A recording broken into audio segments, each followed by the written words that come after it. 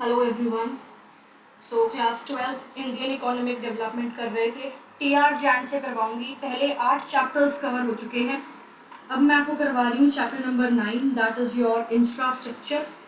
I got 97 out of 100 in my board exams. Obviously corona board नहीं था मेरा, paper दिए थे नहीं मैंने। ठीक है, कोरोना के टाइम वाला बोर्ड नहीं था। ओके, तो चैप्टर 9 इंफ्रास्ट्रक्चर बिगिन करते हैं। बुक लेके बैठना। देखो, पहले तो मैं आपको टीआर जैन कवर करवा रही हूँ, एक चैप्टर एक वीडियो में। 1 घंटे से ज़्यादा की वीडियो होगी नहीं। ठीक है, टीआर जैन है तो वो लेके बैठ जाना, कोई और बुक है तो वो लेके बैठ जाना। कंटेंट तो सेम ही है सब सारी किताबों में। ठीक है, तो मैं टीआर जैन से करवा रही हूँ। उसके बाद एक वीडियो बनाऊंगी कि भाई टीआर जैन अभी ख़त्म हो गई, अगर कोई ऐसा पॉइंट है जो कि इम्पोर्टेंट है और टीआर जैन में नहीं है, उसमें कवर नहीं हुआ और एनसीईआरटी में है या एनसीईआरटी में किसी और लैंग्वेज में लिखा हुआ है जो कि आपको आंसर राइटिंग में हेल्प कर सकता है, तो उसके लिए एक अलग वीडियो बनाऊंगी। और 100 में से 100 आप कैसे स्कोर कर सकते हो और मेरे जो 3 नंबर हैं वो क्यों कटे, तो उसकी एक अलग वीडियो बनाऊंगी कि नोट्स बनाने हैं नहीं बनाने, क्या करना है, कैसे मैक्रो इकोनॉमिक्स को डील करना है, कैसे आईडी को डील करना है। तो ये प्रॉपर अच्छी तरीके से मैं आपको कराऊंगी। अब ये चैप्टर बिगिन करते हैं। बुक लेकर ज़रूर बैठना, प्रॉपर कंसंट्रेशन के साथ सुनना। ध्यान ये नहीं है कि वीडियो चला रखी है, ध्यान कहीं और है, नहीं, बुक में ध्यान होना चाहिए। तो अपनी बुक और पेंसिल लेके बैठना, जो इंपॉर्टेंट है वो अंडरलाइन कर लेना। ठीक है, अब करते हैं पहला टॉपिक स्टार्ट। टीआर जैन में पहला टॉपिक जो दे रखा है वो है व्हाट इज इंफ्रास्ट्रक्चर, कि इंफ्रास्ट्रक्चर क्या है और उसके टाइप्स क्या हैं। तो एक क्वेश्चन तो आपका यहीं से बन गया। क्वेश्चन डायरेक्ट आ सकता है कि इंफ्रास्ट्रक्चर क्या है वो बता दो और कितने टाइप का होता है वो बता दो। तो यहाँ पे जो आपको कॉन्सेप्ट पता होना चाहिए, पहले तो डेफिनेशन याद होनी चाहिए एज इट इज़ कि इंफ्रास्ट्रक्चर जो है वो है क्या। तो infrastructure refers to support system of economic and social development of a country. एक देश में जो सोशल डेवलपमेंट होती है, जो इकोनॉमिक डेवलपमेंट होती है, उसके पीछे जो सपोर्ट सिस्टम है जिसकी वजह से इकोनॉमिक और सोशल डेवलपमेंट एक देश में होती है, उसको हम कहते हैं इंफ्रास्ट्रक्चर। ठीक है, 2 टाइप का आपका इंफ्रास्ट्रक्चर होता है, इकोनॉमिक इंफ्रास्ट्रक्चर और सोशल इंफ्रास्ट्रक्चर। इकोनॉमिक इंफ्रास्ट्रक्चर जैसे कि आपकी energy, transport, communication, banking services, ये सब कुछ। एक होता है आपका सोशल इंफ्रास्ट्रक्चर जैसे कि एजुकेशन, हेल्थ, जिसके अंदर आपके schools, colleges, hospitals, nursing homes, ये सब कुछ आता है। ठीक है, अब दोनों इंफ्रास्ट्रक्चर जो है वो कॉम्प्लीमेंट्री है एक दूसरे के, कि भाई इकोनॉमिक इंफ्रास्ट्रक्चर जो है, ठीक है, प्रोडक्शन एक्टिविटी एक्सेलरेट करता है देश में, उससे जो है आपकी इकोनॉमिक ग्रोथ एक्सेलरेट होती है। सोशल इंफ्रास्ट्रक्चर से आपकी ह्यूमन रिसोर्स डेवलपमेंट देश में होती है। लेकिन अगर एक देश में सोशल इंफ्रास्ट्रक्चर है ही नहीं, एजुकेशन सिस्टम, हेल्थ सिस्टम अच्छा है ही नहीं, लोग जो है वो इलिटरेट ज़्यादा है, उनकी हेल्थ अच्छी नहीं है, तो ऑब्वियसली इकोनॉमिक इंफ्रास्ट्रक्चर जो है वो कितना भी डेवलप्ड हो, उसका कोई भी फ़ायदा नहीं होगा। सिमिलरली अगर इकोनॉमिक इंफ्रास्ट्रक्चर देश में अच्छा है, राइट, और मतलब इकोनॉमिक इंफ्रास्ट्रक्चर देश में अच्छा नहीं है और सोशल इंफ्रास्ट्रक्चर है कि भाई हेल्दी है, लोग लिटरेट लोग हैं, एजुकेशन अच्छी है लोगों के पास, लेकिन इंडस्ट्रीज़ ही नहीं है या कोई काम करने के लिए जॉब ही नहीं है, तो क्या फ़ायदा। तो जो दोनों इंफ्रास्ट्रक्चर हैं वो आपस में कॉम्प्लीमेंट्री है। तो जो ये लाइन है टीआर जैन में मैंशनड है एक बॉक्स में आपके, कि भाई economic and social infrastructure are complementary to each other. दोबारा कह रही हूँ, बुक लेके बैठना। ठीक है, economic and social infrastructure are complementary to each other. तो इस लाइन को आप आंसर राइटिंग में ऐड कर सकते हो। ठीक है, उसके बाद हम देखते हैं relevance of infrastructure. Direct question बनता है भाई यहाँ से कि जो इंफ्रास्ट्रक्चर है वो इम्पोर्टेंट क्यों है, उसकी रेलेवेंस बता दो, या जो इंफ्रास्ट्रक्चर है वो इकोनॉमिक डेवलपमेंट में कैसे कंट्रीब्यूट करता है वो बता दो। ठीक है, तो ध्यान से सुनो, इसमें मैं आपको 7 पॉइंट्स बताऊंगी। कितने? 7 पॉइंट। ध्यान से सुनना, फिर लास्ट में एक बार माइंड में रिफ्रेश कर लेना कि भाई 7 पॉइंट कौन कौन से थे। पहला पॉइंट जो है, पहला पॉइंट तो आपका ये आता है कि इंफ्रास्ट्रक्चर प्रमोट्स प्रोडक्टिविटी, कि जो आपका इंफ्रास्ट्रक्चर है वो आपकी प्रोडक्टिविटी को प्रमोट करता है। पहला पॉइंट वही, प्रोडक्टिविटी को कैसे प्रमोट करता है, सुनो। प्राइमरी, सेकेंडरी, टर्शरी सेक्टर में आपकी जो इकोनॉमी है वो डिवाइडेड है, सबको पता है। अब आप इमेजिन करो कि भाई एग्रीकल्चर प्रोडक्शन कैसे करोगे अगर आपके पास अच्छी खासी इरिगेशन फैसिलिटीज़ है ही नहीं। आप एंटायरली डिपेंडेंट हो जाओगे रेनफॉल पे। जब बारिश होएगी तभी फसल उगेगी, वरना तो फसल उगेगी ही नहीं। ठीक है, अब आपका एक जगह परमानेंट मीन्स ऑफ इंफ्रास्ट्रक्चर है भाई, कि अच्छे खासे जो ट्यूबवेल्स हैं वो फार्मर्स के पास हैं, तो जब मन करे सीज़न के अकॉर्डिंग ऑब्वियसली फसल आप उगा रहे हो, रेन पे आप डिपेंडेंट नहीं हो, तो आउटपुट जो है एग्रीकल्चर का वो बढ़ जाएगा। तो प्रोडक्टिविटी बढ़ी ना प्राइमरी सेक्टर में। रीज़न क्या था प्रोडक्टिविटी बढ़ने का? अच्छी खासी इरिगेशन फैसिलिटीज़, और इरिगेशन फैसिलिटीज़ है क्या? इकोनॉमिक इंफ्रास्ट्रक्चर ही तो है। सेकेंडरी सेक्टर की बात करो, अब वहाँ पे कोल, पेट्रोलियम, इलेक्ट्रिसिटी है। अगर ये सब कुछ नहीं होता तो हम किस पे काम करते? विंड एनर्जी पे, सोलर एनर्जी पे। और ये एनर्जी तो हमारे यहाँ पे अंडर डेवलप्ड है। विंड एनर्जी पूरे देश में थोड़ी मिल सकती है आपको हर जगह, ठीक है, और इनसे डील करना मुश्किल है as compare to dealing with coal, petroleum and electricity. तो प्रोडक्टिविटी है सेकेंडरी सेक्टर में, आपके पास ये सोर्सेज हैं कोल, पेट्रोलियम, इलेक्ट्रिसिटी, और इनको आप इंडस्ट्री में यूज़ कर रहे हो, इंडस्ट्रियल प्रोडक्शन कर रहे हो, सेकेंडरी सेक्टर में ग्रोथ कर रहे हो। क्यों हो रही है ग्रोथ? इंफ्रास्ट्रक्चर की वजह से, तो देश में प्रोडक्टिविटी बढ़ गई। ठीक है, टर्शरी सेक्टर की बात करो भाई, अब जो ट्रांसपोर्ट कम्युनिकेशन फैसिलिटीज़ है, टूरिज़्म अगर देश में नहीं होता तो क्या इकोनॉमिक डेवलपमेंट हो पाती? नहीं हो पाती। तो जो आपका इंफ्रास्ट्रक्चर है उसकी वजह से तीनों सेक्टर्स में प्रोडक्टिविटी बढ़ती है। दूसरा पॉइंट हम देखेंगे इसमें कि इंफ्रास्ट्रक्चर इंड्यूसेस इन्वेस्टमेंट। ठीक है, पॉइंट ध्यान से सुनते रहना, ये जो पॉइंट्स हैं आपको ये याद हो जाने चाहिए कि भाई रेलेवेंस पे क्वेश्चन आ गया, ये 7 पॉइंट पेपर में छाप के आने हैं। अंदर की स्टोरी तो समझाई रही हूँ, तो वो सुनोगे तो हो ही जाएगी, बुक लेके बैठ जाना। ठीक है, बुक में देखते रहो साथ साथ। Okay, infrastructure induces investment. Example सुनो, हाईवेज जो है वो डेवलप कर दिया। ठीक है, अब हाईवेज अच्छे खासे हैं, रोड जो है आपकी देश में अच्छी खासी बनी हुई है, तो जो गुड्स एंड सर्विसेज है उसकी मूवमेंट अच्छी खासी हो पाएगी ना।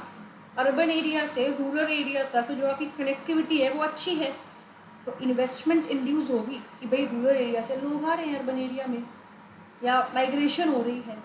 तो जब कनेक्टिविटी अच्छी है तो इंफ्रास्ट्रक्चर है, रोड है क्या? इकोनॉमिक इंफ्रास्ट्रक्चर ही तो है। ट्रांसपोर्ट कम्युनिकेशन फैसिलिटी क्या है? इकोनॉमिक इंफ्रास्ट्रक्चर है। तो इंफ्रास्ट्रक्चर की वजह से क्या हुआ? इन्वेस्टमेंट इंड्यूस हुई, तो ये भी तो एक रेलेवेंस में पॉइंट काउंट करा जाएगा इसकी इंफ्रास्ट्रक्चर की। ठीक है, अगला पॉइंट है कि it generates linkages in production. It generates linkages in production. इस पॉइंट को समझो। डेवलप्ड मीन्स ऑफ ट्रांसपोर्ट और कम्युनिकेशन है देश में, एम्पल सोर्सेज ऑफ एनर्जी है, साथ साथ बैंकिंग फैसिलिटीज़ गजब है, इंश्योरेंस गजब है। इससे क्या होगा? इंटर इंडस्ट्रियल लिंकेजेस होगी ना, एक इंडस्ट्री जो है वो एक्सपैंड होगी। ठीक है, समझ में आ रहा है आपको? तो अकॉर्डिंगली जो ग्रोथ है it becomes a self propelling activity of change. अब देखो लिंकेजेस इन प्रोडक्शन होता क्या है? अगर एक इंडस्ट्री जो है वो एक्सपैंड हो रही है तो उससे दूसरी इंडस्ट्री भी एक्सपैंड हो रही है। मान लो यूट्यूब पे टीचर्स जो है वो इतने सारे हैं, बढ़ते ही जा रहे हैं, तो उनको वीडियोस रिकॉर्ड करने के लिए क्या चाहिए? माइक वगैरह, लैपटॉप वगैरह, ये सब चीज़ें है ना। तो अगर आपकी एक इंडस्ट्री बढ़ रही है, यूट्यूब पे एजुकेशन इंडस्ट्री की ग्रोथ हो रही है, तो साथ के साथ जो वहाँ पे आपको चीज़ें चाहिए वो वाली इंडस्ट्री भी तो ग्रो करेगी ना। समझ में आ रहा है? तो कैसे लिंकेजेस इन प्रोडक्शन जनरेट करता है इंफ्रास्ट्रक्चर? क्लियर है पॉइंट? अगला पॉइंट देखो कि it enhances the size of market. Size of market को एनहांस करता है। इसमें क्या आएगा? लार्ज स्केल प्रोडक्शन जो है वो तभी पॉसिबल है जब साइज ऑफ मार्केट लार्ज है, और वो कैसे होता है? इंफ्रास्ट्रक्चर से। ठीक है, रेलवेज है जो ब्रिटिश के टाइम पे आई थी, ब्रिटिश लोगों ने रेलवेज क्यों लगाई थी? मार्केट को इंक्रीज करना था उन्हें। इंफ्रास्ट्रक्चर जो है उन्होंने इम्प्रूव किया था देश का, जैसे कि साइज ऑफ मार्केट जो है वो इम्प्रूव हो, वो एक्सपैंड हो। अब जब कनेक्टिविटी अच्छी है देश में, रोडवेज, रेलवेज अच्छी है, शिपिंग फैसिलिटीज़ अच्छी हैं, तो ऑब्वियसली मार्केट का साइज़ बढ़ जाएगा ना। अब भाई कोई चीज़ गांव में नहीं मिल रही तो लोग जो है उस चीज़ को ख़रीदने कहाँ आएंगे? सिंपल सी बात है, उस चीज़ को ख़रीदने लोग किधर आएंगे? आपके शहरों में आएंगे। अब शहरों में ज़्यादा कंज्यूमर्स हैं, ज़्यादा लोग मार्केट में आके सामान खरीद रहे हैं, क्यों खरीद रहे हो? क्योंकि कनेक्टिंग फैसिलिटीज़ अच्छी है, कनेक्टिविटी अच्छी है। कनेक्टिविटी अच्छी क्यों है? रोडवेज़ वगैरह अच्छी है, रेलवेज़ वगैरह अच्छी हैं। और ये रोडवेज़ के रेलवेज़ वगैरह हैं क्या? ये इंफ्रास्ट्रक्चर ही तो है। तो इंफ्रास्ट्रक्चर जो है वो साइज़ ऑफ मार्केट को भी एनहांस करता है। नेक्स्ट पॉइंट कि एबिलिटी ऑफ वर्क जो है वो भी एनहांस होती है बिकॉज ऑफ योर इंफ्रास्ट्रक्चर। देखो यहाँ पे बेसिकली हम सोशल इंफ्रास्ट्रक्चर की बात कर रहे हैं। एजुकेशनल और मेडिकल इंस्टीट्यूशन देश में ज़्यादा हैं, एजुकेशन प्रमोट होगी, स्किल फॉर्मेशन प्रमोट होगा, हेल्थ केयर इम्प्रूव होगा देश में। और जब आप हेल्दी हो, आप लिटरेट हो, तो एबिलिटी ऑफ वर्क एनहांस होगी, 100% होगी। एफिशिएंसी आपकी ज़्यादा होगी। एक तो ये है कि बीमार पड़े हो, काम कर ही नहीं रहे, 3 दिन काम हो रहा है, चौथे दिन काम नहीं हो रहा। एक तो भाई आपकी हेल्थ अच्छी है तो ऑब्वियसली एफिशिएंसी काम में अच्छी होगी। तो एफिशिएंसी काम में अच्छी होगी, आप ज़्यादा काम कर पा रहे हो तो प्रोडक्टिविटी जो है उसमें राइज होगा। अब प्रोडक्टिविटी में राइज हो रहा है तो जो ग्रोथ प्रोसेस है वो एक्सेलरेट होगा या नहीं होगा? बिल्कुल होगा। और ग्रोथ प्रोसेस जो है वो एक्सेलरेट क्यों हुआ? इकोनॉमिक डेवलपमेंट जो है वो क्यों हुई? क्योंकि इंफ्रास्ट्रक्चर में डेवलपमेंट हुई थी, इंफ्रास्ट्रक्चर को हमने इम्प्रूव किया है। ठीक है, नेक्स्ट पॉइंट आता है quality of life. Quality of life, ठीक है। अब देखो इनएडिक्वेट इंफ्रास्ट्रक्चर है आपके पास। भाई देश में एजुकेशन फैसिलिटीज़ नहीं है, हेल्थ फैसिलिटीज़ नहीं है, ट्रांसपोर्टेशन फैसिलिटीज़ नहीं है, कम्युनिकेशन फैसिलिटीज़ नहीं है, तो कैसे ही लोग रहते होंगे? क्वालिटी ऑफ लाइफ तो बिल्कुल ख़राब होगी ना देश में, राइट। लैक ऑफ हाइजीन होगा, क्लीन ड्रिंकिंग वाटर ही नहीं है आपके पास, तो सीरियस हेल्थ इश्यूज़ बन जाएंगे, राइट। तो इम्प्रूवमेंट अगर इंफ्रास्ट्रक्चर में होगा तो 110% क्वालिटी ऑफ लाइफ जो है वो भी तो इम्प्रूव होगी। ठीक है, नेक्स्ट पॉइंट आता है आउटसोर्सिंग। आउटसोर्सिंग बेसिकली क्या है भाई? आउटसोर्सिंग है कि हम अपनी जो सर्विसेज हैं वो हम बाहर के देश में बेसिकली दे रहे हैं। ठीक है, बाहर के देश में जो अपनी सर्विसेज प्रोवाइड करते हैं तो उसको आउटसोर्सिंग कहते हैं। अगर हमारे देश में अच्छा इंफ्रास्ट्रक्चर है तो हम जो है आउटसोर्सिंग अच्छे से कर सकते हैं। अब भाई अमेरिका की कोई कंपनी है, अब हर कंपनी का एक कस्टमर केयर सेंटर होता है, वो इंडिया में खुल रखा है उस कंपनी का। यानी कि अगर अमेरिका में कोई कंपनी है और उस कंपनी में किसी को कस्टमर केयर पे फ़ोन करना है तो फ़ोन इंडिया में आएगा, क्योंकि उस कंपनी का जो कॉल सेंटर है वो कौन संभाल रहा है? इंडियंस संभाल रहे हैं। ठीक है, सिमिलरली बाहर से लोग हमारे यहाँ पे पढ़ने आते हैं, हमारे यहाँ पे बाहर से लोग मेडिकल टूरिज़्म के लिए आते हैं। मेडिकल टूरिज़्म क्या होता है यार? कि अगर आपको मेडिकल सर्विसेज चाहिए, बाहर से लोग यहाँ आ रहे हैं। टूरिज़्म क्या होता है? बाहर से लोग बाहर वाले देशों से इंडिया में आ रहे हैं घूमने, तो बाहर से लोग अगर मेडिकल सर्विसेज लेने आ रहे हैं इंडिया में, उसे मेडिकल टूरिज़्म कह देंगे। तो यहाँ पे आउटसोर्सिंग के अंदर कॉल सेंटर्स के अलावा अगर आप मेडिकल टूरिज़्म की बात करके आ जाते हो ना आंसर में, तो मार्क्स ऑब्वियसली मिल जाएंगे इस क्वेश्चन में आपको, राइट।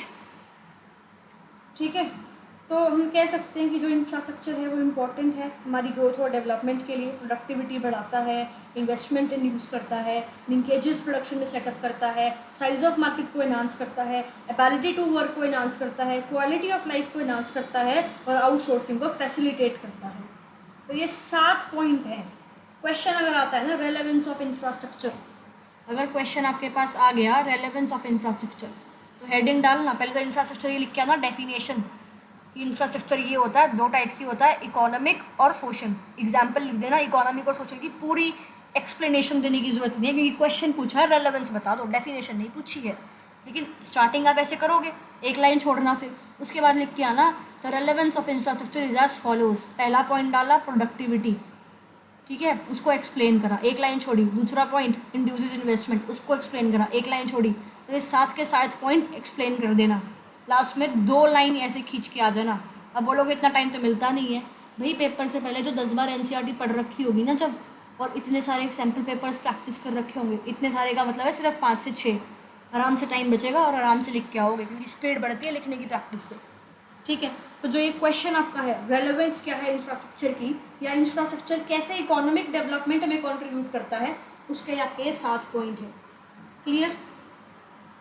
कोई डाउट हो तो कमेंट्स में बता देना।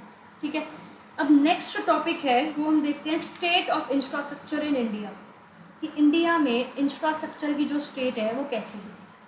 ठीक है, अब देखो सिलेबस आपको पता ही होगा, इसके बाद मैं एक टॉपिक कराऊंगी एनर्जी का।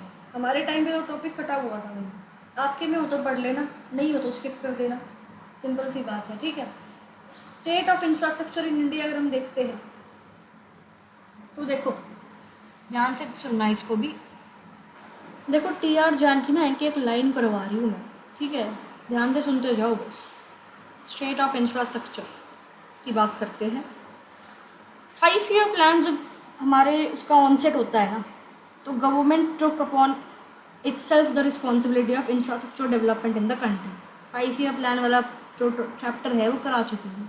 जब 5 ईयर प्लान देश में आने स्टार्ट होते हैं तो सरकार को लगता है कि भाई हमें जो है डायरेक्ट पार्टिसिपेशन करना चाहिए इंफ्रास्ट्रक्चर डेवलपमेंट में। जो डैम्स हैं, जो रोड्स हैं, जो ब्रिजेस हैं, जो कि आपके इकोनॉमिक इंफ्रास्ट्रक्चर के एग्जांपल्स हैं, जो हॉस्पिटल्स हैं या जो एजुकेशनल इंस्टीट्यूट्स हैं, जो कि आपके सोशल इंफ्रास्ट्रक्चर के एग्जांपल्स हैं, ये जो उस टाइम पे बन रहे थे they were entirely funded through government expenditure. यानी कि दोनों तरह के इंफ्रास्ट्रक्चर को बना कौन रहा था?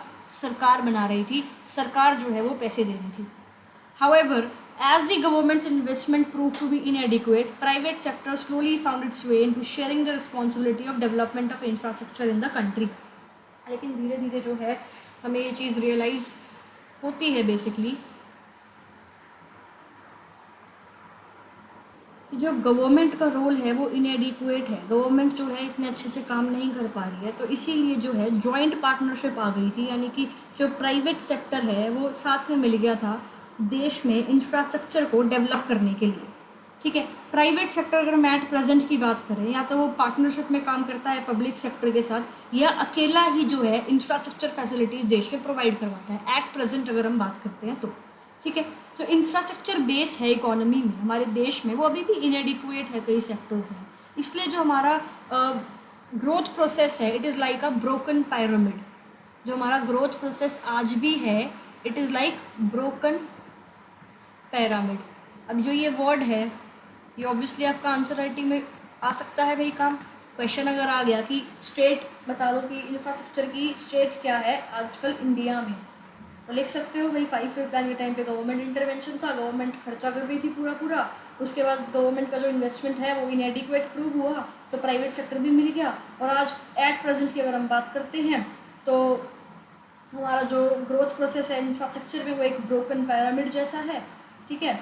और प्राइवेट सेक्टर जो है वो अपना रोल बढ़ाता जा रहा है इसमें इंफ्रास्ट्रक्चर फैसिलिटीज़ प्रोवाइड कराने में देश में। तो ये चीज़ हम लिख सकते हैं, ठीक है। एक टेबल बेसिकली है, हाँ जी ये रही, ये टेबल पढ़ते हैं हम। क्या दे रखा है इस टेबल में? India's investment in infrastructure as a percentage of GDP। जो इंडिया की पूरी नेशनल इनकम है उसका कितना परसेंट इंडिया खर्च करती है इंफ्रास्ट्रक्चर पे as compare to other countries in the world, ठीक है। देख सकते हो आप इसमें इजीली दिख रहा होगा आपको भाई डिफरेंस, ओके। तो इंडिया जो है वो सिर्फ 30% खर्च करती है अपने GDP का इंफ्रास्ट्रक्चर में, जो कि चाइना से कम है। चाइना का देखो 49% है, इंडोनेशिया का देखो तो 34% है, साउथ कोरिया का देखो तो 29% है, ठीक है। तो इंडिया जो है बहुत कम खर्च कर रहा है भाई। अगर हम सिंगापुर की बात करते हैं, अगर हम हांगकॉन्ग की बात करते हैं तो वहाँ पे 100% people they have the access to safe drinking water. 100% people जो है सिंगापुर में, 92% पीपल हांगकॉन्ग में they have access to sanitation services, और इंडिया में सिर्फ 40% दे रखा है। और India's infrastructure investment is a little higher than Singapore and significantly higher than Hong Kong, फिर भी सैनिटेशन सर्विसेज नहीं है। क्यों? रीज़न क्या है इसका? पॉपुलेशन बहुत ज़्यादा है भाई हमारे देश में, है ना। सिंगापुर और हांगकॉन्ग जो है उन्होंने स्टार्टिंग से ही हाई इंफ्रास्ट्रक्चर इन्वेस्टमेंट पे फोकस किया है। 1980 और 1985 के बीच में सिंगापुर ने ऑलमोस्ट 45% से 46% अपने GDP का इंफ्रास्ट्रक्चर डेवलपमेंट पे खर्च किया है। उस टाइम पे इंडिया की इन्वेस्टमेंट सिर्फ और सिर्फ 20% थी। तो एज अ रिजल्ट क्या हुआ? जब लो इन्वेस्टमेंट है इंफ्रास्ट्रक्चर में, क्रॉप रेजिड्यूज, डंग और फ्यूल वुड जो है वो प्राइमरी सोर्सेज हैं to meet the energy requirement in rural areas. Investment है ही नहीं तो जो एनर्जी रिक्वायरमेंट है रूरल एरियाज़ में वो कहाँ से मीटअप होती है? क्रॉप रेजिड्यूज से, डंग फ्यूल वुड से, ठीक है। 2011 का जो सेंसस है इंडिया का वो रिवील करता है कि रूरल एरियाज में सिर्फ 56% ऑफ हाउस होल्ड्स के पास इलेक्ट्रिसिटी कनेक्शन था। ये आपको मैं पॉइंट बता रही हूँ कि भाई एग्जाम्पल में लिख के आना कि जो हमारा ब्रोकन पिरामिड जैसा सिस्टम है, यानी कि जो बेकार सा सिस्टम है, वो क्यों है कि सिर्फ और सिर्फ 30% खर्चा है आपका। बाकी कंट्रीज से कंपैरिजन में देख लो, सैनिटेशन, ये फिगर याद रखने की जरूरत नहीं है, मोटा मोटा याद रख लो कि भाई खर्च हम करते हैं सिंगापुर से और हांगकॉन्ग से ज़्यादा, लेकिन फिर भी डेवलपमेंट हमारी उनसे भी ख़राब है।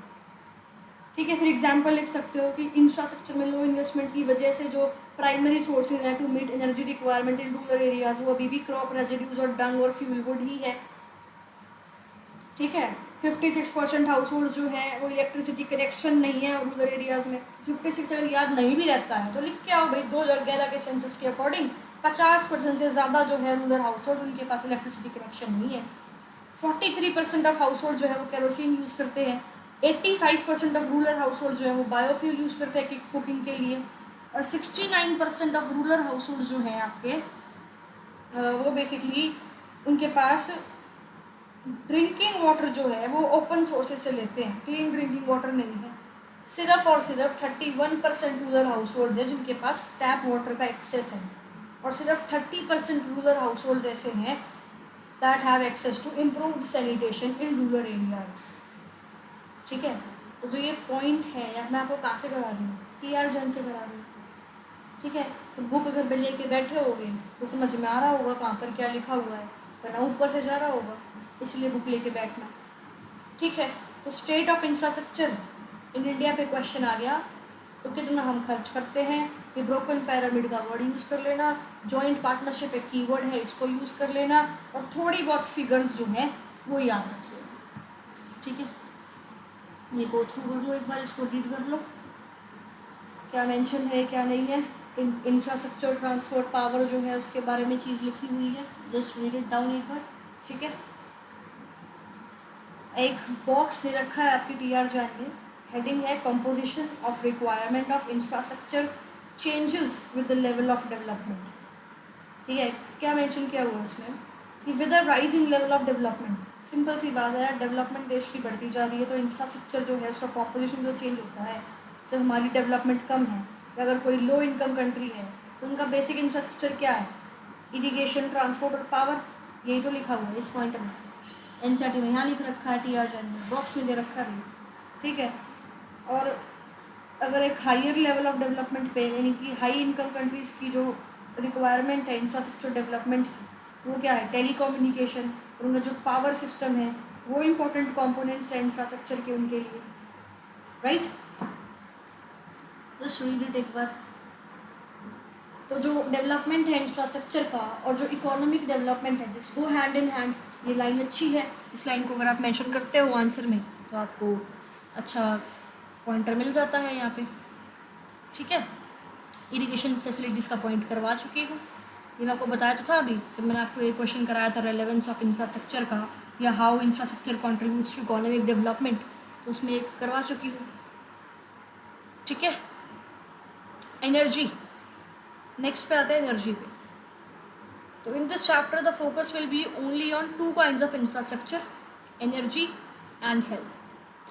तो करते हैं बिगिन। एनर्जी जो है वो मोस्ट इम्पॉर्टेंट कंपोनेंट है इकोनॉमिक इंफ्रास्ट्रक्चर का, लाइफलाइन है वो प्रोडक्शन एक्टिविटी की। प्राइमरी सेक्टर में जो है energy is critical input, tube wells अगर ऑपरेट करने हैं, ट्रैक्टर्स अगर ऑपरेट करने हैं तो आपको इलेक्ट्रिसिटी चाहिए, एनर्जी आपको चाहिए। सेकेंडरी सेक्टर में प्रोडक्शन जहाँ होती है इंडस्ट्रीज़ में, आपको मशीन्स चाहिए, और मशीन्स कैसे ऑपरेट होंगी, एनर्जी से। टर्शरी सेक्टर की बात करें तो अगर भाई कॉल सेंटर खोल रहे हो तो वहाँ पे आपको चाहिए ना इलेक्ट्रिसिटी, तो एनर्जी की ज़रूरत तो वहाँ पे भी है, राइट। तो एनर्जी जो है क्रिटिकल एस्पेक्ट है for the development process of nation. अब सोर्सेज ऑफ एनर्जी ना 2 टाइप के होते हैं, कमर्शियल और non commercial. Coal, petroleum products, natural gas, electricity, ये कमर्शियल एनर्जी के एग्जांपल्स हैं। ये जो है कमर्शियल पर्पस के लिए यूज़ होते हैं प्रोडक्ट्स फैक्ट्रीज या फार्म्स में। ठीक है, फायरवुड की बात करो, अगर एग्रीकल्चर वेस्ट की बात करो, एनिमल वेस्ट की बात करो, ये नॉन कमर्शियल सोर्सेज है, क्योंकि ये कोई ऐसे बड़ी बड़ी इंडस्ट्रीज़ में या कमर्शियल पर्पस के लिए यूज़ नहीं होते, ये आपके कंज्यूमर पर्पस के लिए यूज़ होते हैं कि गाँव में घरों में लोगों ने यूज़ कर लिया इसको। ठीक है, जनरली कमर्शियल सोर्सेज जो है एनर्जी के, they command price while non commercials do not. Simple सी बात है, coal, petroleum products, natural gas ज़्यादा महंगे होते हैं। कमर्शियल सोर्सेज जो है एनर्जी के वो एग्जॉस्टेबल है ना, कि वो जल्दी से ख़त्म हो सकते हैं। और अगर हम non commercial sources of energy की बात करें तो रिन्यूएबल है। तो यहाँ से क्वेश्चन क्या बनेगा, डिफरेंस पे बन जाता है कि भाई कमर्शियल और नॉन कमर्शियल पे डिफरेंस बता दो। ठीक है, तो कमर्शियल और नॉन कमर्शियल सोर्सेज पे अगर डिफरेंस आ गया तो देखो, पहला तो आप लिखोगे उसका एग्जाम्पल। ठीक है, एग्जाम्पल लिख के आ जाना भाई, पॉइंट्स बता रही हूँ एग्जाम्पल। ठीक है, क्या लिख के आओगे, कमर्शियल के एग्जाम्पल हो गए कोल, पेट्रोलियम प्रोडक्ट, नेचुरल गैस और इलेक्ट्रिसिटी। नॉन कमर्शियल के हो गए फायरवुड, एनिमल वेस्ट और एग्रीकल्चर वेस्ट। फिर उसका यूज़ पे डिफ्रेंशिएट कर देना, है ना, कि लार्जली इंडस्ट्रियल यूज़ है कमर्शियल पर्पसेस के लिए, और नॉन कमर्शियल का जो है वो डोमेस्टिक यूज़ है कंजम्पशन पर्पसेस के लिए। फिर नेचर ऑफ गुड्स लिख देना, नेचर ऑफ गुड्स, कि जो गुड्स हैं कमर्शियल एनर्जी की वो मार्केट में बेचते हैं, मार्केट में ट्रेड होता है उनका। ठीक है, और there is domestic as well as international market for these commercial energy goods. लेकिन जबकि नॉन कमर्शियल एनर्जी है वो विलेजेस में ही होते हैं, कोई ऐसा कोई इतना कमर्शियल लेवल पर उनका जो है ट्रेड नहीं होता है। तो अब डिफरेंस आ गया अगर आपका कमर्शियल और नॉन कमर्शियल पे, तो लिख के आ जाओगे ना इजीली। पहले ऊपर लिखना हेडिंग बेसिस, बेसिस में आप ये 3 पॉइंट लिखना, फिर यहाँ लिखना कमर्शियल, कमर्शियल के तीनों पॉइंट एक्सप्लेन करना ये, फिर यहाँ लिखना नॉन कमर्शियल, उसके तीनों पॉइंट एक्सप्लेन करना। ठीक है, आगे देखते हैं नॉन कन्वेंशनल और conventional sources of energy. Conventional sources of energy वो है which have a long history of their knowledge and use, कि बहुत पुराने समय से उसको यूज़ कर रहे हैं, जैसे कि coal, petroleum, natural gas, electricity. और नॉन कन्वेंशनल सोर्सेज वो हैं जो अभी अभी डिस्कवर हुए हैं रिसेंट पास्ट में, और अब धीरे धीरे जो है पॉपुलैरिटी गेन वो बेसिकली कर रहे हैं। ठीक है, जैसे कि solar energy, wind energy, biomass. यहाँ से क्वेश्चन क्या बनेगा, यहाँ से भी आपका डायरेक्ट जो है डिफरेंस आता है कि भाई डिफरेंस बता दो कन्वेंशनल और नॉन कन्वेंशनल में। तो यहाँ हेडिंग डालना कन्वेंशनल सोर्सेज, यहाँ हेडिंग डालना नॉन कन्वेंशनल सोर्सेज। ठीक है, पहला पॉइंट लिख देना कि भाई कन्वेंशनल सोर्सेज यहाँ पे coal, petroleum, electricity. Non conventional sources हो गए आपके solar energy, wind energy, biomass energy. जो आपके कन्वेंशनल सोर्सेज हैं ये जो है बहुत लंबे टाइम से चलते आ रहे हैं। नॉन कन्वेंशनल जो है जो अभी अभी डिस्कवर हुए हैं और अभी अभी भी इन पे एक्सपेरिमेंट वगैरह, रिसर्च वगैरह चल रहा है। ठीक है, ऐसे डिफरेंस लिख के आ जाओ। ओके, आगे हम लिख सकते हैं भाई इनमें से कौन से इन्वायरमेंट फ्रेंडली है। तो नॉन कन्वेंशनल सोर्सेज जो है वो इन्वायरमेंट फ्रेंडली है, कन्वेंशनल सोर्सेज जो है वो इन्वायरमेंट फ्रेंडली नहीं है, पॉल्यूशन क्रिएट कर सकते हैं। तो 3 पॉइंट दोनों में हमने लिख दिए। ओके, अब नेक्स्ट जो क्वेश्चन आता है वो आपका बन जाता है कि प्राइमरी सोर्सेज ऑफ एनर्जी और फाइनल सोर्सेज ऑफ एनर्जी के बीच में डिफरेंस बता दो। इसमें प्राइमरी सोर्सेज ऑफ एनर्जी और final sources of energy. Just let me check NCERT में कहाँ गिवन है ये पॉइंट। ओके, अलग से बताना पड़ेगा शायद, क्योंकि आगे पीछे गिवन होगा इसमें कहीं। Just wait a minute. Okay, अलग से बता देती हूँ। देखो, डिफरेंस आ सकता है डायरेक्ट प्राइमरी सोर्सेज के बीच में और आपका फाइनल सोर्सेज के बीच में। ठीक है, प्राइमरी सोर्सेज में जो पॉइंट लिखोगे, क्या लिखोगे भाई, प्राइमरी सोर्सेज ऑफ एनर्जी वो हैं जो फ्री गिफ्ट ऑफ नेचर है, जैसे कि coal, petroleum, gas. Final sources of energy वो हैं जो कि फ्री गिफ्ट ऑफ नेचर नहीं है, जैसे कि इलेक्ट्रिसिटी जो है उसको आप ऑब्टेन करते हो using coal as an input. Primary sources को यूज़ करके आप फाइनल सोर्सेज ऑफ एनर्जी बनाते हो। ठीक है, प्राइमरी सोर्सेज जो हैं ये डायरेक्टली यूजेस एनर्जी इनपुट्स, जैसे कि कोल जो है उसको आप डायरेक्टली यूज़ करते हो स्टीम इंजन्स में। लेकिन फाइनल सोर्स में आपको क्या करना होता है, इनपुट को पहले आउटपुट में कन्वर्ट करना पड़ता है। ठीक है, पहले कोल को आप इलेक्ट्रिसिटी में ट्रांसफॉर्म करते हो, फिर इलेक्ट्रिसिटी को आप यूज़ करते हो, जो कि एक फाइनल सोर्स है। ठीक है, जो ये सोर्सेज हैं प्राइमरी सोर्सेज जो है they can be converted into other forms of energy, जैसे कि कोल प्राइमरी सोर्स है, उसको आप किसी और फॉर्म ऑफ एनर्जी में कन्वर्ट कर सकते हो। एग्जाम्पल, कोल को आप इलेक्ट्रिसिटी में कन्वर्ट कर सकते हो, ठीक है। लेकिन जो फाइनल सोर्सेज है इतना इंपॉर्टेंट नहीं है वैसे ये डिस्कशन, प्राइमरी और फाइनल में पता तो होना चाहिए जब बुक में दे रखा है तो, ठीक है। जो फाइनल सोर्सेज आपके हैं they are only use just final sources of energy input, इनको आप कन्वर्ट नहीं कर सकते। इलेक्ट्रिसिटी है उसको आप यूज ही करोगे, इलेक्ट्रिसिटी को आप कोल में कन्वर्ट नहीं कर सकते, right. So this was a difference. अब देखते हैं consumption pattern of energy in India, कि भाई इंडिया में कैसा कंजम्पशन पैटर्न है कमर्शियल एनर्जी का। तो देखो कंजम्पशन पैटर्न होता क्या है, कंजम्पशन पैटर्न ऑफ एनर्जी है कि डिफरेंट सोर्सेज ऑफ एनर्जी जो है वो कितनी कितनी हम देश में यूज़ करते हैं, ठीक है। So consumption pattern of energy refers to the percentage use of different sources of energy, okay. अब देखो इंडिया में डिफरेंट सोर्सेज ऑफ एनर्जी है, उनको आप कन्वर्ट करते हो कॉमन यूनिट में जिसको हम कहते हैं MTOE।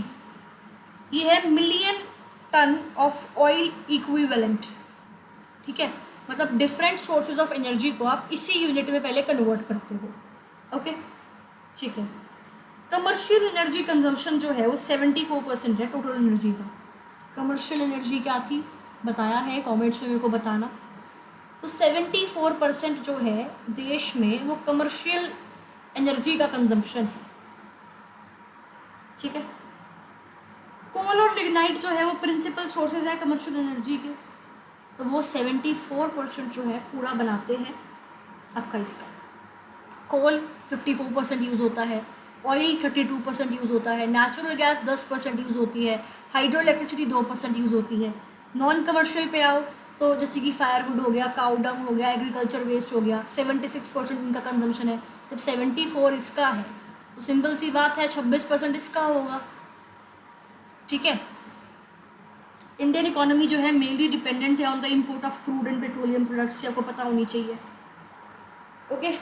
सो ये क्या था आपका, ये बेसिकली था कि कंजम्पशन पैटर्न एनर्जी का क्या है कि ज़्यादा जो है कमर्शियल एनर्जी यूज़ होती है, नॉन कमर्शियल एनर्जी जो है वो कम यूज़ होती है, कमर्शियल एनर्जी में भी ज़्यादा कोल यूज़ होता है, नॉन कमर्शियल जो है उसके बारे में बात करी गई है। इंपोर्ट हम करते हैं इनको, बेसिकली पेट्रोलियम प्रोडक्ट जो क्रूड ऑयल है वो हम इंपोर्ट करते हैं, ये हमारी एनर्जी सेक्टर का क्रिटिकल फीचर है, ठीक है। यहाँ से हमारा फॉरेन ट्रेड जो है वो एनहांस होता है, ओके। अब देखते हैं सेक्टोरल पैटर्न ऑफ दिस की, ये देखो ये आपको अच्छा खासा है, बना सकते हो एग्जाम्स में ये पाई चार्ट, ठीक है, हेल्प करता है ये। अगर हम देखते हैं sectoral share of energy consumption in India कैसा है, let's check it out, okay. तो sectoral pattern of consumption of commercial energy in table 8.2 जो टेबल है आपकी ये है, इसमें गिवन है कि कौन सा सेक्टर जो है वो कितनी एनर्जी यूज़ करता है, ठीक है। ट्रांसपोर्ट सेक्टर जो है वो लार्जेस्ट कंज्यूमर था कमर्शियल सेक्टर का 1953-54 में। 1953-54 में अगर आप देखते हो तो मैक्सिमम एनर्जी कौन सा सेक्टर यूज़ कर रहा है, आपका ट्रांसपोर्ट सेक्टर यूज़ कर रहा है। However this has been continuous fall in the share of transport sector while the shares of household, agriculture, industrial sector have been increasing। दिख रहा होगा धीरे धीरे जो है ये कम आया है, 2012-13 में सिर्फ 2% है, बाकियों का जो है इंक्रीज़ हो रहा है, 50 हो गया, 45 हो गया, फिर 45 ही रहा, 1 से 3, 3 से 8, 8 से 18, फिर 10 से 12, 12 से फिर 2 सेम है, फिर 12 से 22, तो ये इंक्रीज़ हो रहा है। जो ऑयल और गैस का शेयर है हाईएस्ट है among the commercial energy consumption, ठीक है। रैपिड रेट है इकोनॉमिक ग्रोथ का, तो ऑब्वियसली करस्पॉन्डिंग इंक्रीज़ है यूज़ ऑफ एनर्जी का। अब जब इकोनॉमिक ग्रोथ धीरे धीरे बढ़ रही है तो एनर्जी का यूज़ भी तो बढ़ेगा, एनर्जी कंजम्पशन भी तो इंक्रीज़ होगी, और एनर्जी में से भी जो ऑयल और गैस का कंजम्पशन है वो धीरे धीरे बढ़ रहा है, ठीक है। आगे देखो,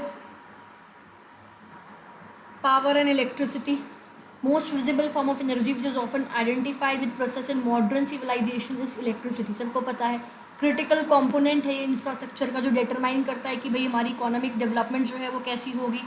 ग्रोथ जो है वो हमारी डिपेंड करती है इस पे इलेक्ट्रिसिटी पे। Growth rate of demand for power is generally higher than GDP growth rate, ठीक है। स्टडीज़ बताती है कि 8% जीडीपी ग्रोथ रेट हमें चाहिए, तो पावर सप्लाई जो है उसको 12% हर साल बढ़ना चाहिए, तब जाके हमारी 8% जीडीपी में ग्रोथ होगी। इंडिया में 2012-13 पे देखिए तो थर्मल सोर्सेज जो है वो 70% ऑफ पावर जनरेशन कैपेसिटी थे। हाइडल और विंड पावर जो है 16% थे। Nuclear power 2%। इतना इम्पोर्टेंट नहीं है यार टॉपिक, ठीक है, बट रीड करो। इंडियाज़ एनर्जी पॉलिसी जो है वो 2 एनर्जी सोर्सेज को इंकरेज करती है, हाइडल और विंड, ठीक है, क्योंकि ये जो है फॉसिल फ्यूल पे रिलाई नहीं करते। हाइडल यानी कि जो पानी से एनर्जी डिराइव होती है, विंड नाम से ही पता लग रहा है, तो कार्बन एमिशन जो है इससे कम होगा, सस्टेनेबल डेवलपमेंट की तरफ हम मूव कर सकेंगे इसकी वजह से, ठीक है। क्या चैलेंजेस हैं पावर सेक्टर में, यहाँ से क्वेश्चन आता है कि इलेक्ट्रिसिटी जो है it is generated by various power stations, it is not consumed entirely by ultimate consumers, a part is consumed by power station auxiliaries. एक दिक्कत तो ये आ गई। दूसरी, while transmitting power a portion is lost in transmission, ठीक है। What we get in our homes, offices and factories is a net availability, ठीक है। Some of these challenges that India's power sector faces today are India's installed capacity to generate electricity is not sufficient. In order to meet the growing demand for electricity, India's commercial energy supply needs to grow at about 7%. कुछ नहीं है यार, एक बार read कर लेना। State electricity board जो है, जो डिस्ट्रीब्यूट करते हैं इलेक्ट्रिसिटी के, उनको लॉस होता है 500 बिलियन से ज़्यादा का। और ये क्यों होता है? Because of transmission and your distribution losses, wrong pricing of electricity and other inefficiencies. तीसरा पॉइंट ये आ गया भाई, प्राइवेट सेक्टर पावर जो है उनका रोल मेजर वे में है। जनरल पब्लिक अनरेस्ट है due to high power tariffs and all. Fifth है थर्मल पावर प्लांट्स जो है उनकी दिक्कत है। तो ये 5 पॉइंट्स आपके आ जाते हैं, रीड कर लेना एक बार, समझाने वाला इसमें कुछ है नहीं, ठीक है।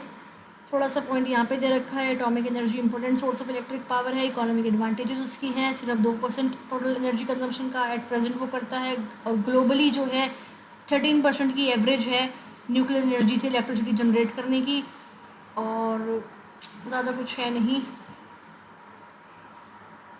ये पढ़ लेना एक बार ज़रा, इम्पॉर्टेंट कुछ है नहीं इसमें समझाने का, इम्पॉर्टेंट ही कराऊंगी मैं एग्ज़ाम से रिलेटेड। हेल्थ पे चलते हैं, ठीक है। अब देखो, एक क्वेश्चन जो पावर सेक्टर से बन सकता है वो सिर्फ बन सकता है कि इमर्जिंग चैलेंजेस क्या है पावर जनरेशन में, तो उसके जो है 6 पॉइंट आपको लिखवा देती हूँ।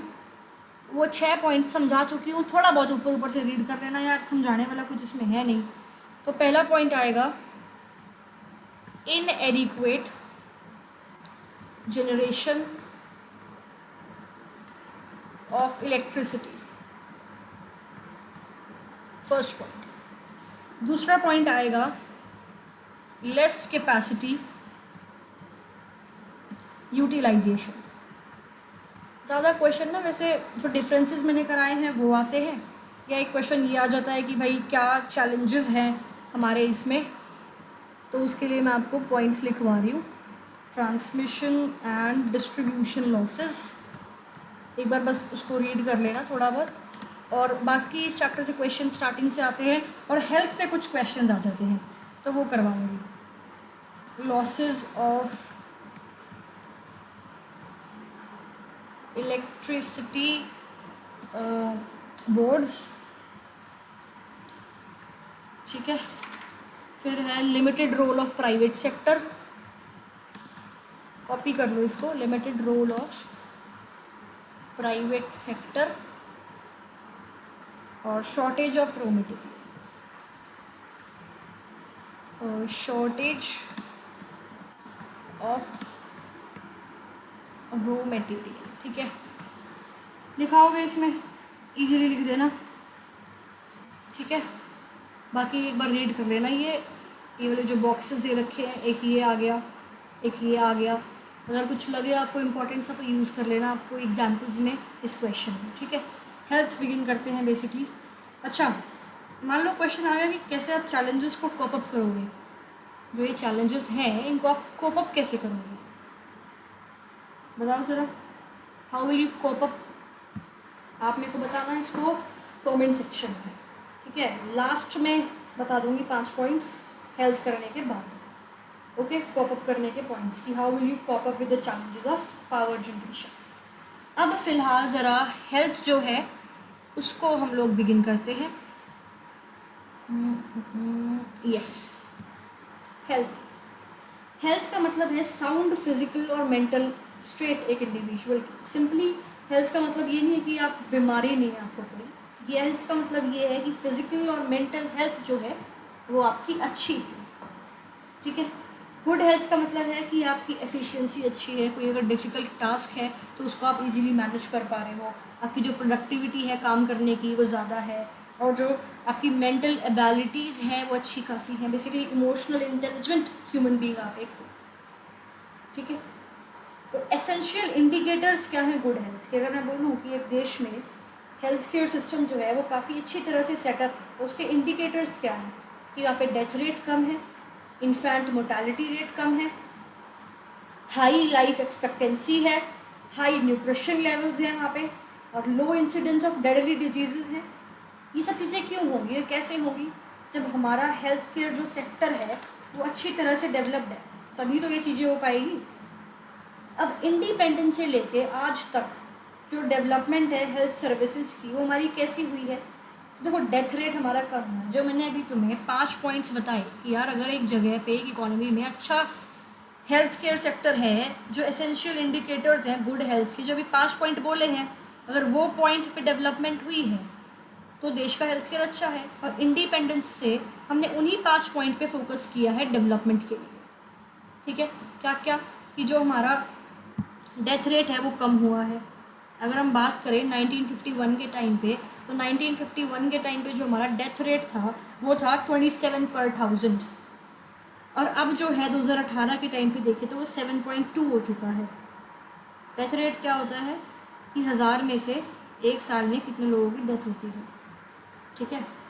Reduction in infant mortality rate, जो इन्फेंट मोर्टालिटी रेट है उसमें रिडक्शन आया है since independence. Infant mortality rate यानी कि death of the infants up to 1 year of age, कि एक साल में जो आपके 1 साल से कम के बच्चे हैं ना, जो भी 1 साल के भी नहीं हुए, उनकी डेथ कितनी हो रही है। तो उस टाइम पे पर 1000, यस पर 1000 क्राइटेरिया है, यानी कि एक साल में 1951 में 1000 में से 146 बच्चे जो कि अभी 1 साल की उम्र भी कंप्लीट नहीं कर पाए हैं उनकी डेथ हो रही थी, और 2018 में वो 30 हो गया है, 146 से 30। लाइफ एक्सपेक्टेंसी राइज हुई है। लाइफ एक्सपेक्टेंसी यानी कि कितना एक्सपेक्ट किया जाता है कि ह्यूमन बींग्स जो हैं इंडिया में वो रहते हैं, मैक्सिमम एज। तो उस टाइम पे सिर्फ और सिर्फ 32 थी 1951 के टाइम पे, और 2018 में 69.4 हो चुकी है वो, ठीक है। फीमेल लाइफ एक्सपेक्टेंसी जो है वो ज़्यादा है मेल लाइफ एक्सपेक्टेंसी से। मेल लाइफ एक्सपेक्टेंसी देखें तो 66.9 है, फीमेल्स की देखें तो 70 है, बट एवरेज पॉपुलेशन की देखें तो 69.4 है, ठीक है। इसका मतलब सिग्निफिकेंट इम्प्रूवमेंट हुआ है ना हेल्थ केयर में, ठीक है। कंट्रोल हुआ है ओवर डेडली डिजीजेस जैसे कि malaria, TB, small pox, under control लाए गए हैं ये डिजीजेस, वैक्सीन्स वगैरह लाई गई हैं इन पे। फिर decline in under 5 mortality rate, under 5 mortality rate, mortality death होती है जो 5 साल से कम उम्र के बच्चे हैं उनकी डेथ्स पर 1000 1960 में 248 हो रही थी, यानी कि 1960 में 5 साल से जो कम बच्चे हैं 1000 में से उनकी 248 की डेथ हो रही थी, और 2018 में वो 37 आ चुकी थी पर 1000। तो ये 5 पॉइंट है। अगर development of health care services after independence में क्वेश्चन आ जाए तो ये 5 पॉइंट बताने हैं। पहला डिक्लाइन इन डेथ रेट, दूसरा reduction in infant mortality rate, तीसरा rise in expectancy of life, चौथा कंट्रोल ओवर डेडली डिजीजेस, और पांचवा decline in under 5 mortality rate, ठीक है। अब ज़रा ये देख लो टेबल, ठीक है। नंबर ऑफ गवर्नमेंट हॉस्पिटल्स और डिस्पेंसरीज जो है वो इंक्रीज़ हुई है। नंबर ऑफ नर्सिंग पर्सनल जो है डॉक्टर्स जो है वो इंक्रीज़ हुआ है। Expansion of health care facility जो है इतनी सिग्निफिकेंट बन चुकी है कि जो स्मॉल पॉक्स है वो हमारे देश में हम पूरी तरह से हम हटा चुके हैं, जो एक टाइम पे डेडली डिजीज़ था हमारे देश में। हेल्थ केयर फैसिलिटीज़ को इम्प्रूव करने के लिए, हेल्थ केयर फैसिलिटीज़ को प्रोवाइड करने के लिए सिटीजन्स को गवर्नमेंट ने जो है नेशनल हेल्थ पॉलिसी 2017 सरकार लेके आई थी। आयुष्मान भारत की जो पॉलिसी है, नेशनल हेल्थ प्रोटेक्शन मिशन जिसको कहते हैं, उस पर सरकार ने काम किया है। और इस मिशन के अंदर क्या था कि हेल्थ इंश्योरेंस मिलेगा 5 लाख का per family per year to poor household in the country. ध्यान रखना, वही अच्छा पॉइंट है। 2 पॉइंट, इससे हेल्थ से रिलेटेड 2 क्वेश्चन आ जाए ना, तो ये 2 पॉइंट चेक किया आ जाना। कौन कौन से? पहला नेशनल हेल्थ पॉलिसी 2017 और दूसरा आयुष्मान भारत जो आपकी स्कीम थी, जिसको हम नेशनल हेल्थ प्रोटेक्शन मिशन भी कहते हैं, और इस स्कीम के अंडर था 5 लाख रुपए per family per year to poor household. ठीक है, अगला क्वेश्चन आ जाता है आपका हेल्थ केयर सिस्टम इंडिया में कैसा है उसके ऊपर। ठीक है, कि इंडिया का जो हेल्थ केयर सिस्टम है वो कैसा है, उस पर डायरेक्ट क्वेश्चन आपका बन जाता है। ठीक है, तो उसकी बात करते हैं। जस्ट सेकेंड, या यहाँ से रीड करो। PR जैन है तो ठीक है, बॉक्स में दे रखा है। तो देखो हमारा हेल्थ केयर सिस्टम ना 3 टायर है, यानी कि 3 लेवल पे है। पहला public health centre, community health centre या सब सेंटर, कुछ भी कह लें। ये जो आपके छोटे छोटे हॉस्पिटल होते हैं जो कि स्मॉल टाउन्स या रूरल एरियाज़ में है, और इनमें एक ही डॉक्टर होता है और एक ANM, ऑक्सिलरी नर्सिंग मिडवाइफ, आपको मिल जाएगी। ज़्यादा डॉक्टर इसमें नहीं होते, छोटा सा क्लिनिक मान लो। ठीक है, इन सेंटर का काम है कि लोगों को एजुकेट कराएं, अवेयरनेस फैलाए गाँव में या उन छोटे छोटे टाउन्स में रिलेटेड टू हेल्थ केयर, और जो इन्फेक्शस डिजीज़ है उसके अगेंस्ट में उनको वैक्सीन दे। ये सब कुछ आपको होता है इस प्राइमरी हेल्थ सेंटर्स में। ठीक है, फिर अगले नंबर पे आपका आता है सेकेंड लेवल पे, सेकेंड टीयर, TIER, राइट। वो होता है secondary health care. Public health centre से थोड़ा अपग्रेडेड वर्जन है ये। यहाँ पे सर्जरी, ECG, एक्सरेज, ये सब चीज़ें हो जाती हैं। डिस्ट्रिक्ट हेडक्वार्टर्स या बिग टाउन्स में आपके ये सेकेंडरी हेल्थ केयर है। ECG की फुल फॉर्म बता देना मेरे को कमेंट्स में, ECG जो है वो होती क्या है। ठीक है, tyre 3 tertiary health care centre. देखो ये बुक बेसिकली मैं आपको करवा रही हूँ TR जैन, NCERT की मैं अलग वीडियो बनाऊंगी। ठीक है, सुनते रहना, बुक लेके बैठे ही हो, थोड़ा बहुत सामने से देखो जो दिख रहा है।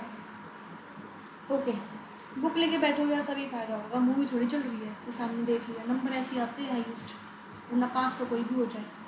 Okay, tertiary health care centre third tier पे, हाई एंड और फुली इक्विप्ड मेडिकल सेंटर है जहाँ पे स्पेशलाइज्ड मेडिकल फैसिलिटीज़ हैं, जैसे कि AIIMS, all India institute of medical sciences, PGI Chandigarh जहाँ का पोस्ट ग्रेजुएट इंस्टीट्यूट है, और NIMHNS, फुल फॉर्म बता देना इसकी कमेंट में, दोबारा बोल रही हूँ, बेंगलुरु में है ये, NIHMNS। ठीक है, तो ये था हेल्थ केयर सिस्टम कैसा है इंडिया में। अब देखते हैं प्राइवेट सेक्टर हेल्थ इंफ्रास्ट्रक्चर, ये आ गया टॉपिक आपका। ठीक है, ये कुछ फिगर दे रखी है, देख लेना if you want to read, वैसे करवा चुकी हूँ ये कवर। यहाँ पे देख लो private sector health infrastructure. Private sector जो है 80% से ज़्यादा हेल्थ केयर स्पेंडिंग करता है इंडिया में। 70% से ज़्यादा हॉस्पिटल हमारे देश में प्राइवेट हैं। नियरली 2/5 बेड्स जो इंडिया में है, हॉस्पिटल में जो बेड होते हैं, नियरली उसका 2/5 प्राइवेट हॉस्पिटल में है। 60% डिस्पेंसरी प्राइवेट सेक्टर के अंडर है। 80% आउट पेशेंट्स को health care private sector provide करता है। 46% हेल्थ केयर इन पेशेंट्स को प्राइवेट सेक्टर प्रोवाइड करता है। ठीक है, ये है आपका लिखा हुआ है। ओके, जो ट्रीटमेंट सीख करते हैं उनमें से 78% रूरल एरिया से हैं, 81% अर्बन पेशेंट्स हैं आपके, और ये जो लोग हैं ये आपके प्राइवेट नॉन इंस्टीट्यूशनल फैसिलिटीज़ ले रहे हैं। ठीक है, और 58% रूरल और 62% अर्बन एरियाज़ जो हैं वो प्राइवेट हॉस्पिटल में जाते हैं। प्राइवेट सेक्टर जो हेल्थ केयर में है उसका डोमिनेंट प्रेजेंस है हमारे इंडिया में। अगर आप मेडिकल एजुकेशन की बात करो तो वहाँ पे प्राइवेट सेक्टर ज़्यादा डोमिनेंट है। ट्रेनिंग की बात करो, मेडिकल टेक्नोलॉजी की बात करो, वो ज़्यादा अच्छी कहाँ पे है, आपके प्राइवेट सेक्टर में अच्छी है। पोस्ट इंडिपेंडेंस जो पीरियड था, इंडिपेंडेंस के बाद का जो पीरियड था, प्राइवेट सेक्टर हेल्थ फैसिलिटीज़ जो है वो बहुत ज़्यादा ग्रो करी है उसके बाद से। तो प्राइवेट सेक्टर जो है वो डोमिनेंट सोर्स है हेल्थ केयर सर्विसेज का इंडिया में। ठीक है, तो प्राइवेट सेक्टर हेल्थ इंफ्रास्ट्रक्चर पे क्वेश्चन, छोटा क्वेश्चन आता है, बड़ा तो नहीं आएगा। ओके, फिर आपका ये मैं आपको करवाई चुकी हूँ भाई, हेल्थ सिस्टम इंडिया में कैसा है। टर्शरी 3 लेवल पे बेसिकली है। ठीक है, ECG की फुल फॉर्म आई गई, कमेंट्स में लिखने की जरूरत भी नहीं पड़ी आप लोगों को। ये लो, इसकी भी फुल फॉर्म आ गई जो मैंने पूछी थी आपसे, बेंगलुरु में इंस्टीट्यूट है। ओके, मेडिकल टूरिज्म क्या होता है, वो देखो अब, medical tourism is choosing to travel outside your local area for medical services. अपने लोकल एरिया को छोड़ के आप कहीं और जा रहे हैं मेडिकल सर्विसेज अवेल करने के लिए, उसको हम कहते हैं मेडिकल टूरिज्म। इसको मेडिकल ट्रैवल या हेल्थ टूरिज्म भी कहते हैं। मेडिकल टूरिज्म जो है वो ग्रोइंग सेक्टर है इंडिया में, ठीक है, 30% से ग्रो कर सकता है आने वाले सालों में। अट्रैक्टिव है ये पेशेंट्स के लिए जो कि डेवलप्ड कंट्री से इंडिया में आते हैं, ठीक है, बेटर क्वालिटी की वजह से। इंडिया में जो कॉस्ट है वो कम है, हमारे यहाँ पर जो कॉस्ट है वो कम है, तभी तो लोग आते हैं, ठीक है। Health as an emerging challenge, challenges क्या हैं हेल्थ? अब हमने देखा है कि भाई डेवलपमेंट तो हुई है, डेथ रेट कम हुआ है, बर्थ रेट जो है वो सिग्निफिकेंटली डिक्लाइन हुआ है, इनफैक्ट मोर्टालिटी रेट कम हुआ है, लाइफ एक्सपेक्टेंसी इंक्रीज हुई है, एपिडेमिक्स डेथ जो है वो कम हुई है, ठीक है। तो हेल्थ जो है उसमें चैलेंजेस बेसिकली क्या है वो ज़रा हम देखते हैं। Just a second, let me check it out. Mix करके सा दे रखा है, तो ठीक है, पॉइंट्स लिखवा देती हूँ, एनसीईआरटी रीड कर लेना, समझा तो दूंगी। देखो पॉइंट है पहला, unequal distribution of health care services. Unequal distribution of health care services लिखते रहो, पॉइंट एनसीईआरटी है तो एनसीईआरटी में। ओके, इसमें है कि भाई रूरल एरियाज में सर्विसेज कम है, अर्बन एरियाज में ज़्यादा है, एक रीज़न तो ये हो गया। अगला पॉइंट आ जाता है कम्युनिकेबल डिजीजेस, जैसे कि एड्स की फुल फॉर्म बताओ कमेंट्स में, HIV फुल फॉर्म बता देना कमेंट में, सार्स फुल फॉर्म बता देना कमेंट में। ये बढ़ते जा रहे हैं और ये सीरियस थ्रेट है सोसाइटी के लिए, ठीक है। नेक्स्ट पॉइंट है पुअर मैनेजमेंट, एमर्जिंग चैलेंजेस बता रही हूँ हेल्थ के, 6 पॉइंट बताऊंगी, ठीक है। तीसरा पॉइंट है poor management, number of patient ज़्यादा है, number of health care center कम है। कोविड के टाइम पे देख ही लिया था क्या सिस्टम है हेल्थ केयर सिस्टम का हमारे यहाँ पे, ठीक है। प्राइवेटाइजेशन अभी बताया है कि भाई डोमिनेंस है आपकी हेल्थ केयर सेक्टर में, प्राइवेट सेक्टर की, तो उनमें जो पैसे हैं ज़्यादा लगते हैं, एक्सपेंसिव है ये, कई लोग तो इनको फैसिलिटीज़ को प्राइवेट हॉस्पिटल में ले ही नहीं पाते, ठीक है, तो ये एक दिक्कत है। फिर है आपकी पुअर अनकीप एंड पुअर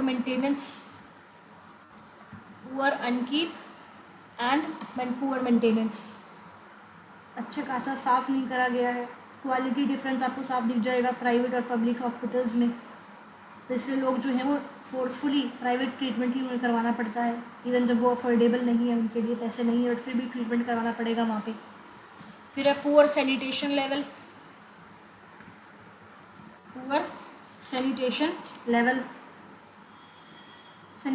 अच्छा नहीं है, तो इसको इम्प्रूव करने के लिए सरकार क्या लेके आई है, स्वच्छ भारत अभियान। लिख सकते हो मैं एग्जाम्पल में कि सरकार ने काम किया है इसको इम्प्रूव करने के लिए। स्वच्छ भारत अभियान जो है लेके आए थे वो 2019 का एम था हमारा कि 2019 तक स्वच्छ भारत बन जाए, ठीक है।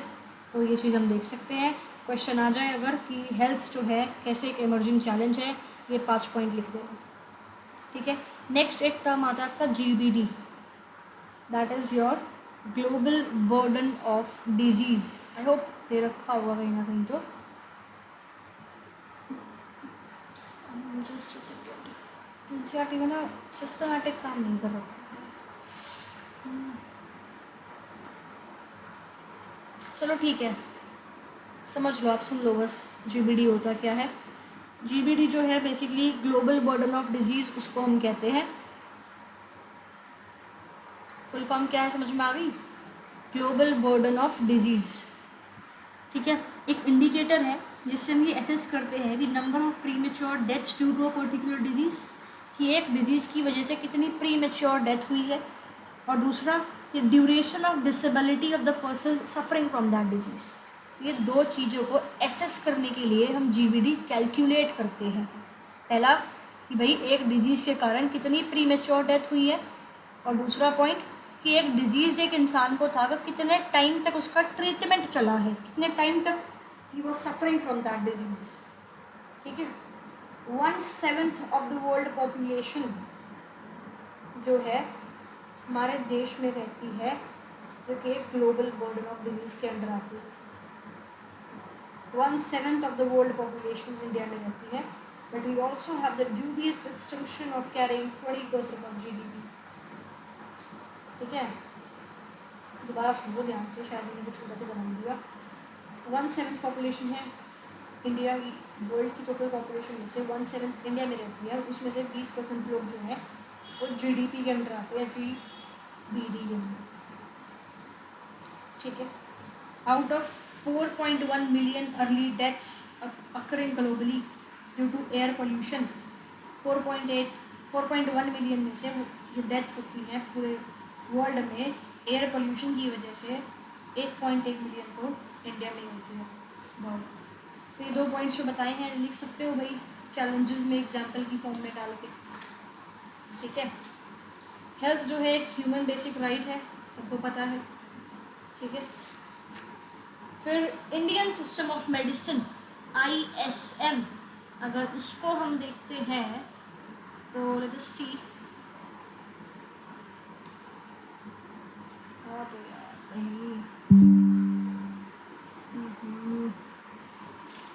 कुछ क्यों नहीं मिलता है टाइम पे, देखा तो था मैंने कहीं यहाँ पे NCERT में, ये रहा। इंडियन सिस्टम ऑफ मेडिसिन वो सिस्टम है जहाँ पे मेडिसिन जो है वो इंडियन ओरिजिन की है। ठीक है, या which have come to India from outside और इंडियन कल्चर में एसिमिलेट हो गई। ठीक है, इंडिया में जो है 6 सिस्टम है मेडिसिन के, आयुष कहते हैं उसको, आयुर्वेदा, योगा, यूनानी, सिद्धा, नेचुरोपैथी और homeopathy. At present 4095 Ayush hospitals India में है, 27951 डिस्पेंसरीज इंडिया में है, एंड 8 लाख रजिस्टर्ड प्रैक्टिशनर्स हैं इस आयुष सिस्टम के। ठीक है, you should be proud of that. Okay, community and this non profit organisations in health care read कर लेना, TR जान में ये कंसेप्ट नहीं गिवन है और वैसे इम्पॉर्टेंट नहीं है, बट हाँ आंसर राइटिंग में 100 में से 100 मार्क्स चाहिए हैं तो शायद आप इसको यूज़ कर सकते हो। जैसे सेवा क्या है, कॉड क्या है, नाम याद कर लेना। इसकी NGOs हैं बेसिकली जो कि इंडिया में काम करती है in respect to health. Okay, एक बार रीड कर लेना इसको। आगे देखते हैं आपका रूरल और ये रूरल अर्बन और poor rich divide. Health infrastructure जो है वो बायस्ड है हमारे देश में, रिच के फेवर में ज़्यादा है और अर्बन एरियाज़ के फेवर में है। 70% कंट्री की पॉपुलेशन रूरल एरियाज़ में रहती है, लेकिन 80% हॉस्पिटल जो है वो अर्बन एरियाज़ में है।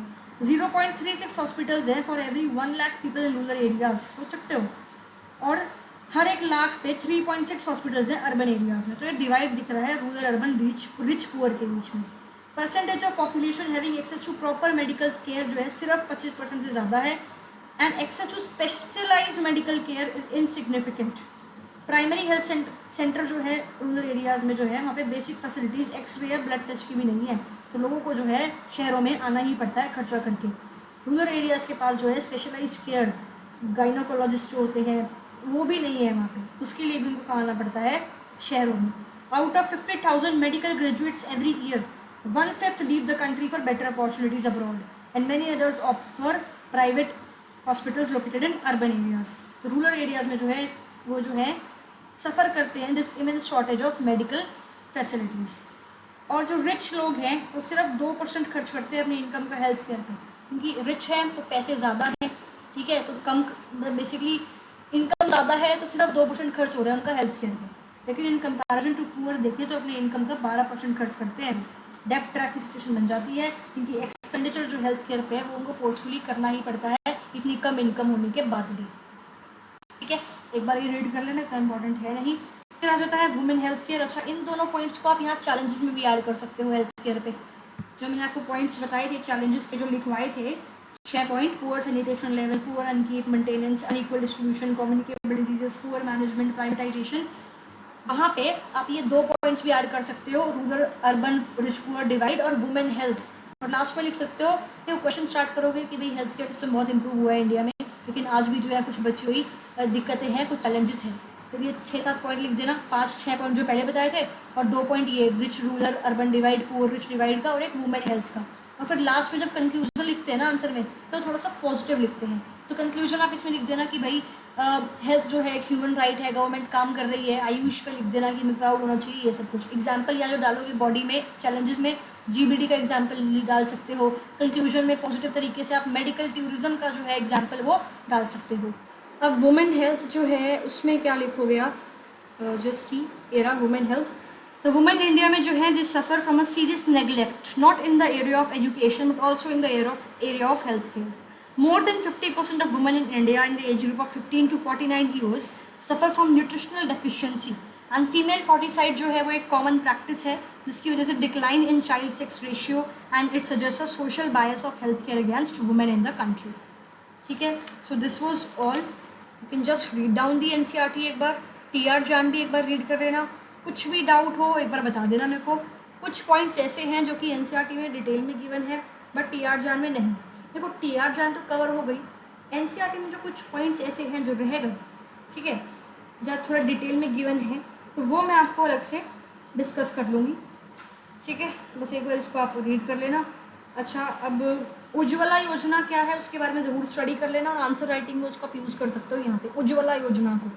ठीक है, डाउट हो तो देख लेना। उज्ज्वला योजना मैं ये दिखा देती हूँ, जस्ट अ सेकेंड।